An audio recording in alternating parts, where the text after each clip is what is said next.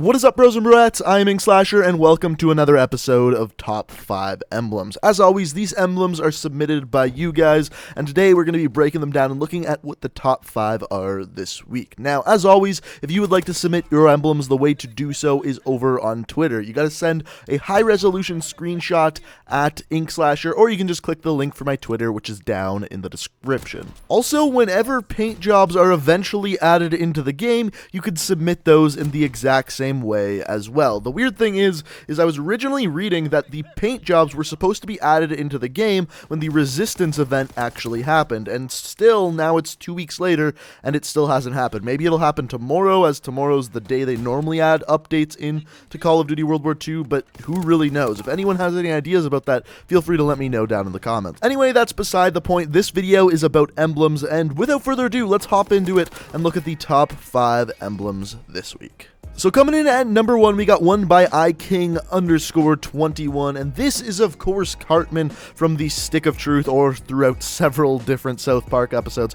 This one's amazing. Whenever I see something like this taken from a cartoon, it always shocks me how they can make it look like it's literally a picture out of the cartoon. Everything down to the shading on Cartman's chest to the simplistic cartoon design looks exactly like Cartman from the show or even the game, which is very impressive. And I think iking here did a very good job of portraying Cartman.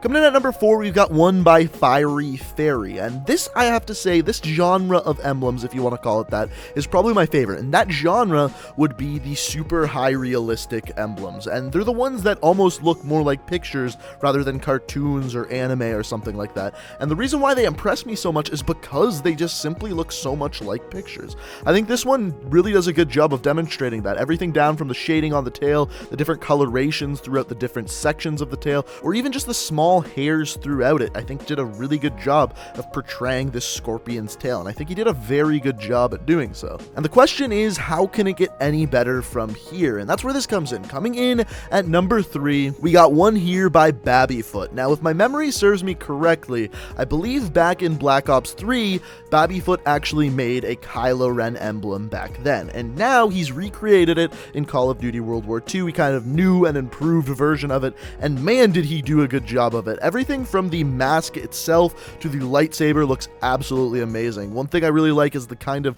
splash texture he did coming off of that lightsaber. On top of that, it has a wicked radiant glow that even glows onto the face mask. And this is one situation where he just did a perfect job with the lighting coming off of that lightsaber. Normally in an emblem, you'll have maybe the light coming from maybe the top corner from the sun or an external light. This one, it's something else altogether. The light is coming from the lightsaber, so he had to adjust for that, and I think he did a very good job doing so. Remember earlier how I said I like the super high realistic emblems? Well, coming in at number 2, we've got this one by N97, a guy who is known for making these super highly realistic emblems, and this one is really no exception. This one is obviously of a knight. He's wearing a mask, and as you can see by the mask, he did an incredibly good job at it. Everything down from making it look kind of 3D with kind of impressions of the cross on it to the texture of the helmet itself is absolutely amazing. Even down to the point where he put blood stains on different parts of the mask is incredibly well done. On top of that, he also threw in a kind of background to it,